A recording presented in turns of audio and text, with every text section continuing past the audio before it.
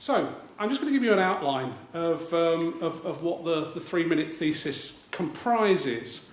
3 Minute Thesis, it's trademarked, it is a brand, is an academic competition developed by the University of Queensland, Australia. And its success has led to the establishment of local and national competitions in several countries. So we're really pleased to be part of that very wide movement. Now, in the 3 Minute Thesis competition, you're challenged, and it really is a challenge, to present your research using one slide only in 3 minutes. No slide transitions, animations, or movement of any description. No sound or video, it's all down to the presenter. No additional props, costumes, musical instruments, laboratory equipment are permitted. It would be fun to do that in 3 minutes, but it's not allowed. And no poems, raps, or songs. Just in case you see any of that breaking out, you know that shouldn't happen. Go beyond 3 minutes and you will be disqualified. So this is a tough act. It really is a tough act. The 3 Minute Thesis Challenge challenges students to present, and this is the point of it, a compelling spoken presentation on your research topic to entertain and inform an academic but non-specialist audience. Being able to present your research to an audience who know little or nothing about your area of study, and being in academia, talking to people who know little or nothing about what we do, and God, can't we see it in their faces? That's a really very familiar challenge to confront. So this is an important skill that all researchers need to develop, particularly as universities think about their role in the wider public sphere. It's a very important tool for public engagement. So taking part in the 3 Minute Thesis competition provides our students with valuable experience of explaining their research and its significance in an accessible and engaging way. This will be judged, and obviously there'll be a prize presented at the end of the evening. The prize will be presented by Jonathan Wassling. What are the judges looking for? Well, they're interested in comprehension and content and engagement. They'll be asking, has the presenter provided a non-specialist audience with an understanding of the background to the research question and its significance? Have they conveyed their enthusiasm for the work and helped us to understand why it's important? And do they leave us wanting more? Well, they might leave you wanting more, but you're not going to get any more because 3 minutes is it. So if you are left wanting more at the end of it, they've succeeded. Okay, so what's next after this event? The winner of the Keele University competition will go forward to the VTI national competition, where the finalists from each institution will be judged at a VTI-hosted virtual semi-final. From here, 6 finalists will then be selected to perform live at the VTI Research and Development International Conference during the gala dinner on Monday the 11th of September of this year. So back then to the competition. The competition has been coordinated by ILAS, the Institute for Liberal Arts and Sciences. That's our vibrant institute encouraging interdisciplinary activity for the academic community here at Keele, and I'm very pleased to work very closely with that institute. 2 competition heats have taken place in the university at the ILAS Postgraduate Conference, which happened on April the 28th, and the Faculty of Natural Sciences Symposium, which happened on May the 25th. And the winners from those competitions, those heats, are here tonight. Just to run through the presenters in alphabetical order, and then I'll say a little bit more about them, and there's a slide on each of them in introducing them, and then they will come up in this order in order to present their 3 Minute Thesis presentation. So our finalists are Bushra Bibi, Hayley Gilman, Fraser Philp, and Emma Whittle. So just a few words about each of those candidates, those competitors. Bushra Bibi is one of the 2 winners from the ILAS competition. She's just completed her PhD and successfully passed her Viva last month. She was based in the School of Psychology, and her supervisors were Dr. Emmy Estacio and Professor Claire Holdsworth. Her presentation title is Health Literacy and Diabetes Management in South Asians in the UK, a Mixed Methods Study. Our next presenter will be Hayley Gilman, a part-time PhD student, currently in her 5th year in the School of Psychology again. Her supervisors are Dr. Martin Rowley and Dr. Sue Sherman. And the presentation title is The Effects of Celebrity Advertising and Skepticism to Advertising on Adults and Children's Brand Preferences. She was winner of the Faculty of Natural Sciences Symposium Heat for the 3 Minute Thesis. Fraser Philp was one of 2 winners at the ILAS Postgraduate Conference Heat and winner of the People's Prize. We had a People's Prize at the ILAS conference. He's part-time and in his 4th year PhD. He's based in the School of Health and Rehabilitation and also the Institute of Science, Technology and Medicine, and his supervisor here, his main supervisor, is Professor Anand Pandyan. And the presentation title is Validating the Methods that Underpin the Modelling of Injury Risk Factors in Football. And our final presenter will be Emma Whittle, winner of the People's Prize for the Faculty of Natural Sciences Symposium. She is in her 2nd year of PhD, her PhD thesis. She's a full-time student, and she's based in the School of Life Sciences in the Faculty of Natural Sciences. And her supervisors are Dr. Dan Tong and Dr. Martin Leonard. Her presentation title will be Asthma and Blood Microbiota, a Preliminary Investigation. So I'm going to invite Bushra Bibi, please, to come up and do her presentation. Thank you.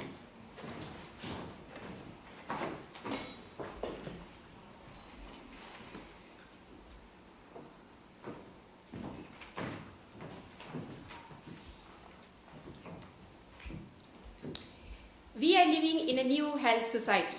In almost every aspect of our lives, we are faced with questions and decisions about health.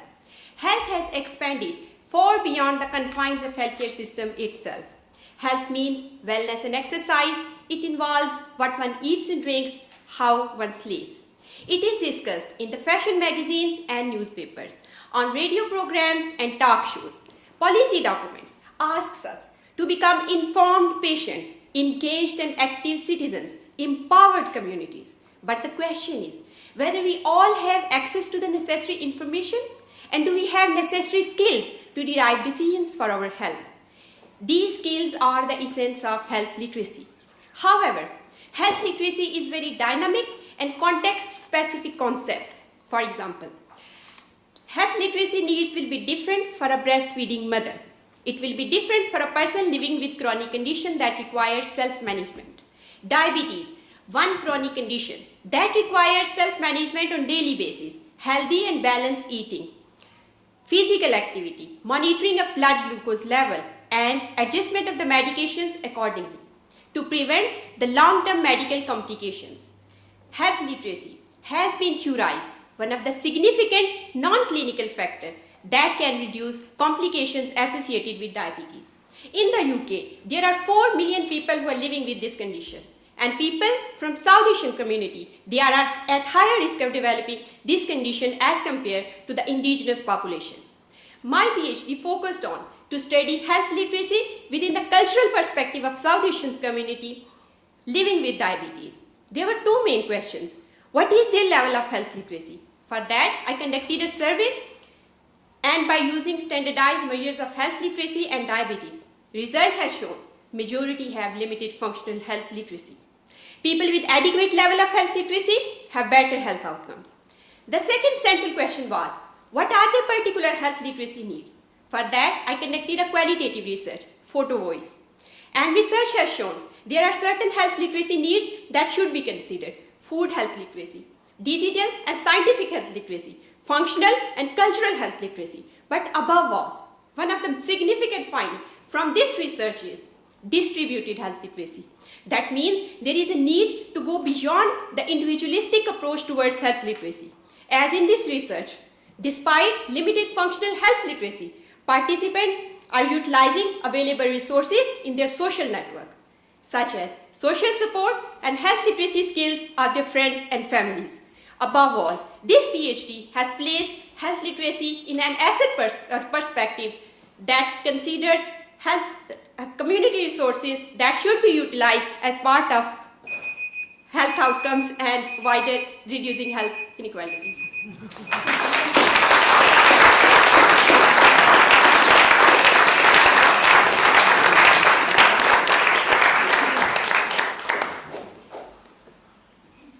Okay, please can I invite Hayley Gilman, please, to come up. Hello, Hayley.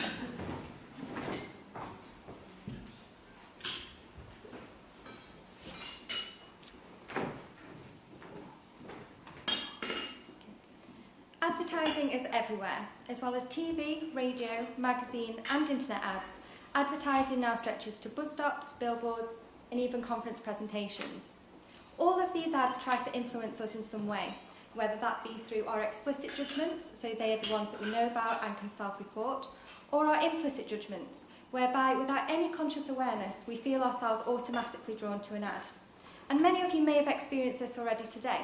Searching through the brands presented, you might have automatically been driven to one that you recognise and one that you like. My PhD research is looking at the effect of celebrities within advertisements, as well as looking at how having a high level of scepticism may be able to defend us against the unwanted effects. In studies 1 to 3, brands were paired with celebrities that each individual participant said they had a high liking for. In studies 1 and 2, these were novel brands, and in study 3, real brands were used. And in each instance, I was looking to see whether the initial brand rating could be increased upon pairing with a well-liked celebrity. And it could, in both children and adults. And furthermore, all participants explicitly and implicitly preferred brands that were paired with such celebrities. Now, for the adult sample at least, this was somewat surprising, as it was expected that they'd be pretty clued up on the effects of advertising and why advertisers choose to include celebrities in their campaigns. So in study 3, I also introduced a scepticism questionnaire. And there are two types of scepticism which have emerged through my research. Accuracy-based scepticism, having a high level of this, is related to lower explicit preferences. So having good knowledge of advertising, the intentions lowers your explicit preferences. Whereas having a high level of effect-based scepticism, so your gut feeling towards ads, has an impact on the implicit associations that we have. Now, generally, we can't always be presented with ads that contain celebrities that we like. You know, typically, we're presented with all different kinds of ads. So studies 4 and 5, whilst replicating the design of studies 1 and 3, it moved towards using typical celebrities. Now, interestingly, accuracy-based scepticism remained the same, but what differed here is the celebrity effect disappeared. So in these studies, participants preferred brands that were paired on their own rather than brands that were paired with celebrities. So in conclusion, what my research has shown so far is that celebrities do trigger explicit cognitive defences, but well-liked celebrities tend to override these. Now, as age develops, so too does our scepticism, and it's really important that as adults we have a high level of accuracy-based scepticism and a high level of effect-based scepticism. So just as a final point, so next time that you go to the supermarket and you see David Beckham on a pack of fish fingers, which is a true story, just remember what I've said today and perhaps bear in mind about how sceptical you might be about future purchases. Thank you.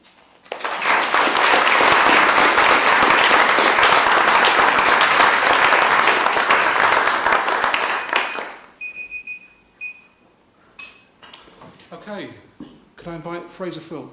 Thank you.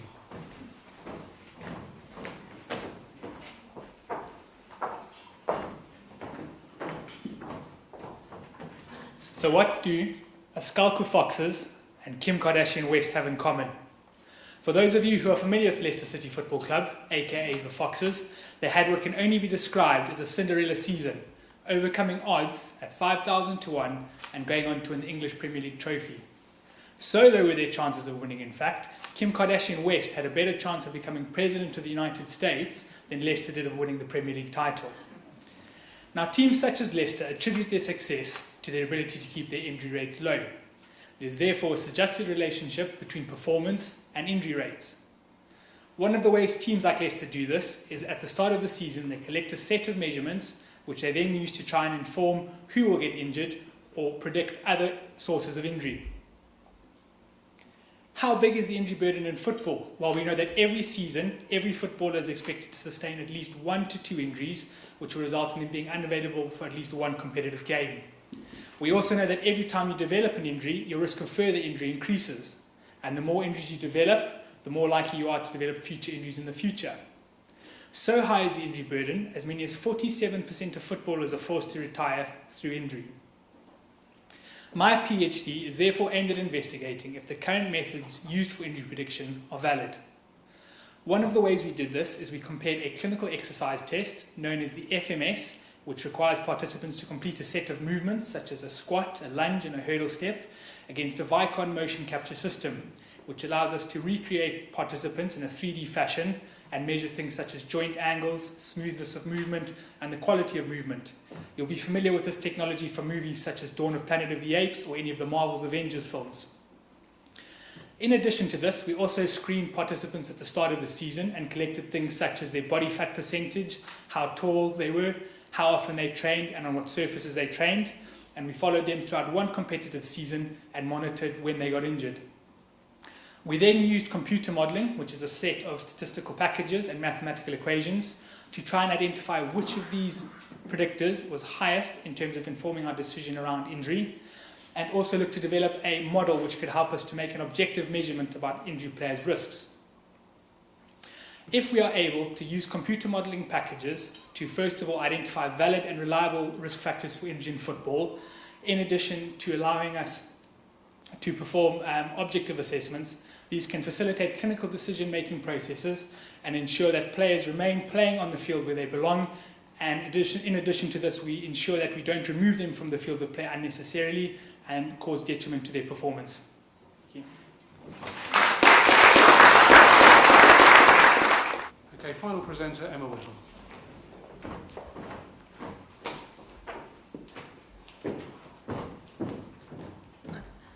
Asthma is a global epidemic affecting over 300 million people worldwide. It is an inflammatory disorder of the airways that occurs as a result of an incorrect immune response to common airborne allergens, such as pollen and dust. Essentially, in an asthmatic, when they breathe in things like pollen, the immune system doesn't realise that pollen is harmless, so instead it panics, causing the airways to swell up and breathing issues to occur. Asthma has been affecting humans for around 2,000 years. But in the past 50 years or so, the number of cases have been rising at a rapid rate, the reasons of which are not yet fully understood. One theory is that changes in our microbiota is to blame. The microbiota is a term used to describe the bacteria, viruses, fungi and parasites that live within and on the human body from birth until death. The composition of the microbiota is unique to each of us and is influenced by a variety of genetic, environmental and lifestyle factors, such as how we're born, our diets and hygiene levels. As we grow, our microbiota grows with us, reflecting our individual lives and becoming changed if we take up smoking, switch to vegetarianism, move or become ill. The majority of our microbiota is made up of beneficial bacteria that offer a number of useful functions towards human health, such as assistance in immune development, the breakdown of food and protection against disease-causing bacteria. In the past 50 years, changes in human behaviour, such as the use of antibiotics, decreased family sizes, increased urbanisation, and decreased exposure to the great outdoors has resulted in a reduction in our natural exposure to bacteria. This is thought to be changing the composition of our microbiota, potentially for the worse, and this may be affecting how our immune systems develop, making us more likely to get asthma. As part of my project, we looked at blood samples of asthmatics and non-asthmatics and identified what bacteria were present in them. We use blood because it's readily available and it gives a good idea of what's going on in the microbiota. To identify the bacteria, we performed gene sequencing on the blood samples, the results of which are shown behind me. Now firstly, bacteria are put into different groups, known as phyla, that have different properties that will affect the immune systems differently. In the asthmatics, we observed a significant increase in the firmicute group, which is shown in green, that was associated with a decrease in the proteobacteria group, which is shown in purple. We also identified members of the bacteriidite group, shown in pink, that were only present in the asthmatic group. This suggested a greater bacterial diversity in the asthmatic blood compared to the non-asthmatics.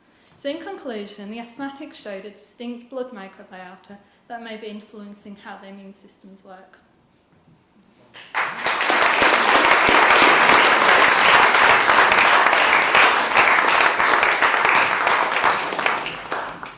Okay, thank you very much. I want to thank all of the competitors, the contestants, for their presentations. I think you can see what a challenging exercise it is. So just before we move to dinner, can I invite everyone to thank the presenters again for their contributions.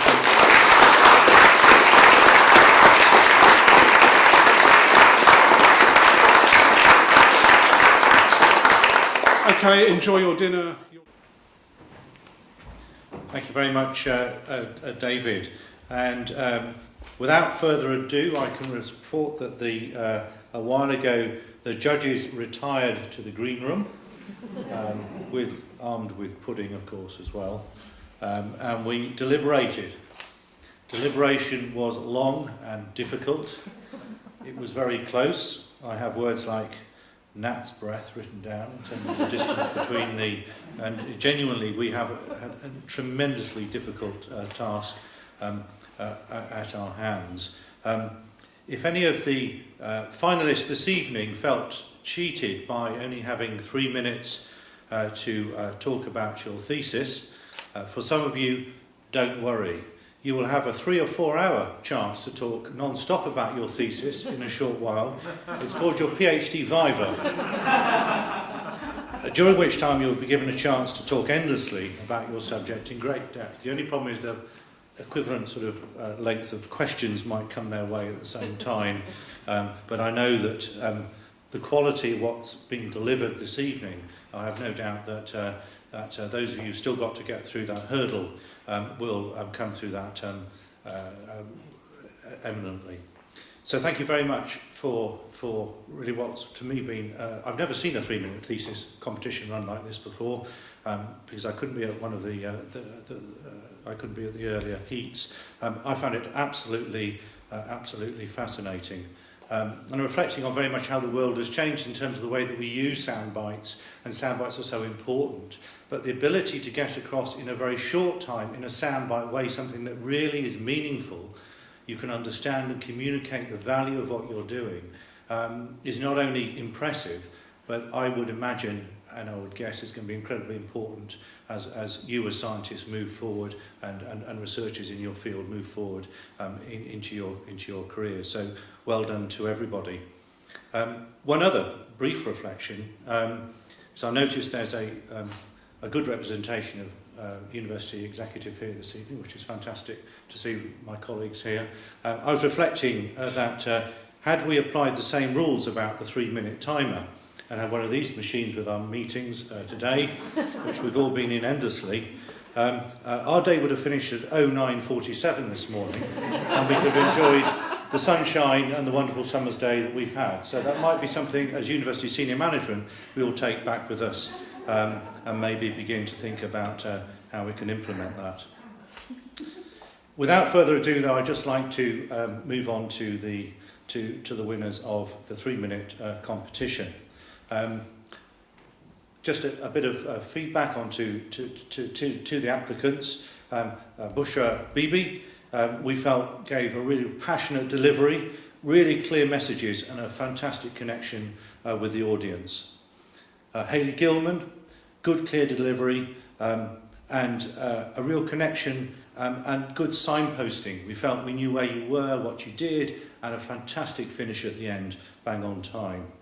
Fraser Philp, again, an excellent communication with the audience, using really good examples that drew us in immediately to the questions that you were trying to address.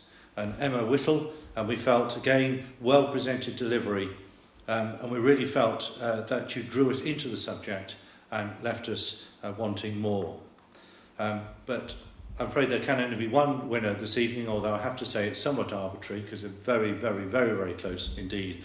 But the winner of the 2017 3-minute thesis competition this evening is Hayley Gilman.